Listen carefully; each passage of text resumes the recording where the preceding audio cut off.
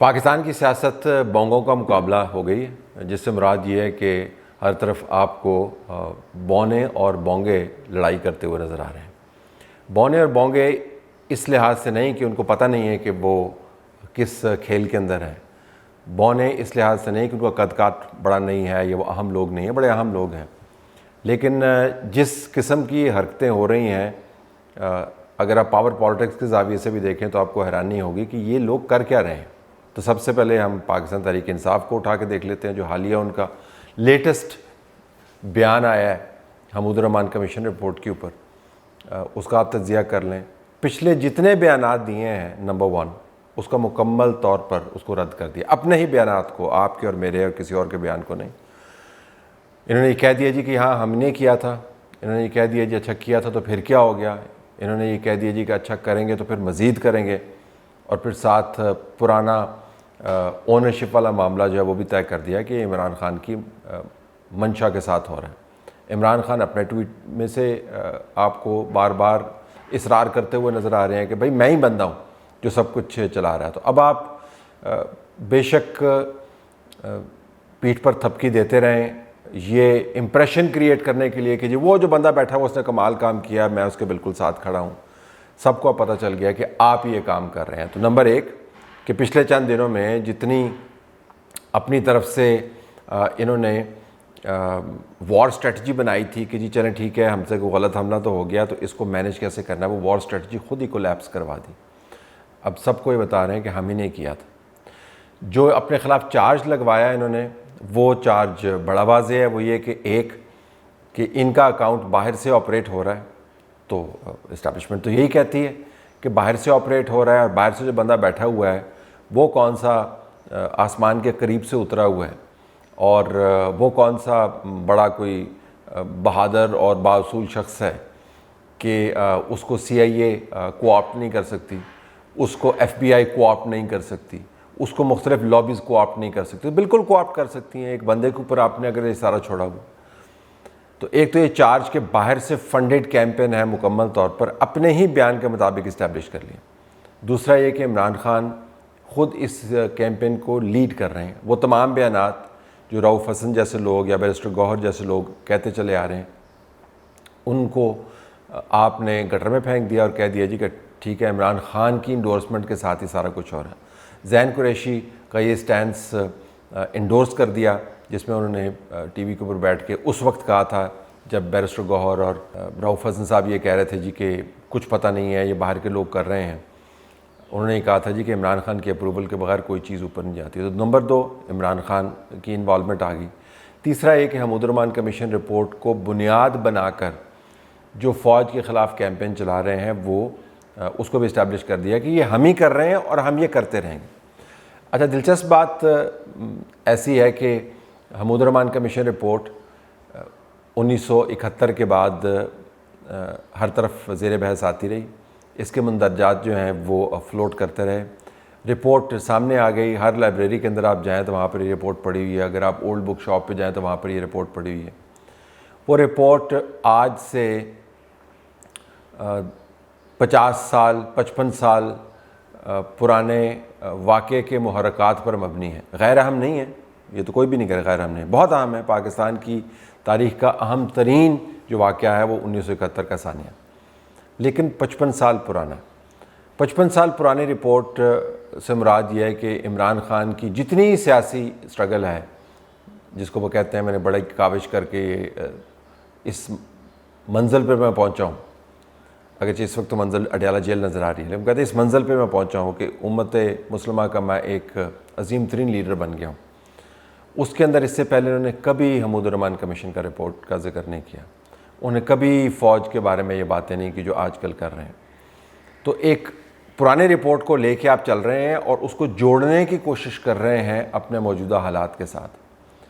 اور یہ جانتے ہوئے کہ جب آپ یہ کرتے ہیں، اور یہ میں اہم ترین نقطے کے اوپر آ رہا ہوں جو سب سے بڑا بونگا پن ہے سیاسی، وہ یہ کہ اب آپ نے ٹارگٹ تو رکھا ہوا ہے جنرل عاصم منیر کو، لیکن حمود الرحمان کمیشن رپورٹ کو بنیاد بنا کر جب آپ اٹیک کرتے ہیں تو اب یہ ایشو جنرل عاصم منیر سے آپ آگے لے گئے ہیں، کیونکہ آپ کہہ یہ رہے ہیں کہ فوج کا ادارہ 1971 میں بھی یہ کام کر رہا تھا، فرد واحد تو کوئی چیز نہیں ہوتی. اگر ایک پارٹی کے اندر فرد واحد ہو تو سمجھ آتی ہے کہ ٹرمپ جیسا بندہ یا عمران جیسا بندہ یا مودی جیسا آدمی یا ہٹلر ہو گیا، مسولینی ہو گیا، فرینکو ہو گیا، ایسے لوگ جو ہیں جو پارٹی کو مکمل طور پر کنٹرول کرتے ہیں، ان کے اندر بھی ایک بندہ نہیں ہوتا، ان کے ساتھ بھی ہواری کام کر رہے ہوتے ہیں جو تمام نظام چلاتے ہیں. لیکن چلے مان لیتے ہیں کہ سیاسی جماعت کے اندر ایک ہی بندہ ہے، لیکن فوجوں کے اندر ایک بندہ نہیں ہوتا. تو آپ جب کہتے ہیں جی کہ غدار کون ہے، تو آپ کہہ رہے ہیں کہ جو فوجی ہیں انہوں نے غداری کیا پاکستان کے ساتھ. اچھا، یہ جو چارج ہے، یہ چارج جنرل عاصم منیر سے آگے کا چارج ہے. جنرل عاصم منیر ابھی آرمی چیف ہیں، جب بھی ان کا وقت آئے گا وہ ریٹائر ہو جائیں گے یا ایکسٹینشن لے لیں گے، لیکن ایونچولی تو ظاہر ہے جو بھی عہدیدار ہوتا ہے وہ ریٹائر ہو جاتا ہے. لیکن یہ جو آپ کا چارج ہے، یہ ساری زندگی کا چارج ہے کہ فوجیوں نے غداری کی ہے اس ملک کے ساتھ، یہ آپ کا چارج ہے. تو جو بیٹل آپ کنفائن کر سکتے تھے، آپ نے طرف سے آپ نے بڑی چلاکی کی کہ میں انڈیویجولز تک محدود کر دوں، اس بیٹل کو ایکسپینڈ کر کے آپ تمام ادارے کو بیچ میں لے کے آ گئے. میرے خیال میں یہ سب سے بڑا بونگا پن ہے، کیونکہ اب ایشو اسٹیبلشمنٹ کی طرف سے اگر آپ دیکھیں تو ان کو بھی سمجھانے میں آسانی ہوگی ہے کہ یہ عمران خان جو ہے یہ میری بات نہیں کر رہا، یہ عمران خان جو ہے یہ اپارا میں جو بیٹھے ہوں ان کی بات نہیں کر رہا، یہ دو بندوں کی بات نہیں کر رہا، یہ عمران خان یہ بات کر رہا ہے. اور یہ بات کس وجہ سے کر رہا ہے، یہ بھی آپ سب کو سمجھ آنی شروع ہو گئی ہے کہ جب اس کے سر کے اوپر بپتا پڑی، ورنہ اس سے پہلے یہی حمود الرحمان کمیشن تھا. اچھا، جو حمود الرحمان کمیشن کی بات کر رہے ہیں ان سے پوچھیں نا حمود الرحمان کون تھا، تو ان کو اپنے محلے کا مودہ تو یاد آ جائے گا، لیکن حمود الرحمان کے بارے میں پتہ نہیں ہوگا. کن ٹی او آرز کے تحت یہ رپورٹ بنی تھی ان کے بارے میں پتہ نہیں ہوگا، اور اس رپورٹ کو اس وقت کے سیاسی حالات کے ساتھ کیسے جوڑنے کی کوشش کی گئی اس کا پتہ نہیں ہوگا. یہ جو جیل میں بیٹھے ہیں وہ کہتے ہیں میرے پاس لائبریری نہیں ہے، جو سب کو تاکید کر رہے ہیں حمود الرحمان کمیشن رپورٹ پڑھیں، تو ان سے پوچھیں خود آپ نے پڑھی ہے حمود الرحمان کمیشن رپورٹ؟ اگر خود نہیں پڑھی آپ نے حمود الرحمان کمیشن رپورٹ تو پاکستان کے اندر آپ اس کی بنیاد پر ایک تحریک چلانے کی کوشش کر رہے ہیں. اس سے بڑی حماقت اور کیا ہو سکتی ہے؟ تو یہ بونگا پن ہے جس کی وجہ سے لڑائی کو گہرا کر دیا، لڑائی کو ایکسپینڈ کر دیا، اور یہ لڑائی لڑتے لڑتے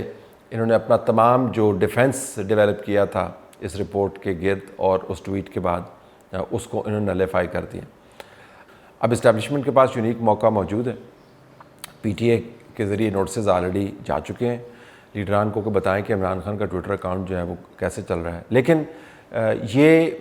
جو ایشو ہے یہ مجھے لگتا ہے کہ اگرچہ 9 مئی پلس ٹائپ ہی ہے، لیکن 9 مئی والے واقعات کو اگر آپ قانونی بنیادوں پر ایڈریس نہیں کر پائے تو ایک ٹویٹڈ ویڈیو اور ٹویٹر کیمپین کو بنیاد بنا کر آپ کیا پہاڑ گرا لیں گے یا کیا آپ زمین کو ہلا دیں گے؟ تو جو عمران خان کا سب سے بڑا فائدہ یہ ہے کہ وہ ایک ایسے نظام کے ساتھ ڈیل کر رہا ہے جس کی اپنی سمت درست نہیں ہے، جو وقت آنے پر بال ڈراپ کر دیتا ہے جو بالز کو نہیں ڈراپ کرنا چاہیے. جس نے 9 مئی کا اگر بال ڈراپ کر دیا تو حمود الرحمان کمیشن رپورٹ کا بال بھی ڈراپ کر دے گا. تو عمران خان کی قسمت ہے یا حالات اس قسم کے ہیں کہ وہ بار بار فل ٹاسیں کراتے ہیں، اور جو آگے سے اس کو چھکا مارنے والے ہوتے ہیں وہ بار بار ان فل ٹاسوں کے اوپر خود ہی ہٹ وکٹ ہو جاتے ہیں فل ٹاس کے اوپر. تو اس وجہ سے میں کہہ رہا ہوں کہ پاکستان کے اندر اس وقت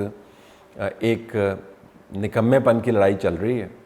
جو کم نکمہ ہوگا وہ جیت جائے گا. فی الحال تو آپ کو پاکستان تحریک انصاف بہت ہی نکمی نظر آ رہی ہے. ان کا خیال ہے کہ بڑا زبردست کام کر رہے ہیں، اور جو لوگ ان کے ساتھ چپکے ہوئے ہیں وہ کہہ رہے ہیں بڑا زبردست کام کر رہے ہیں، لیکن جس رستے پر وہ نکل گئے ہیں اس رستے سے واپسی جو ہے وہ ناممکن ہی آپ سمجھیں. کم از کم اس حد تک ناممکن کہ اب وہ یہ نہیں کہہ سکتے کہ ہمارا فوکس جو ہے وہ فوج کے اندر 1-2 لوگ ہیں.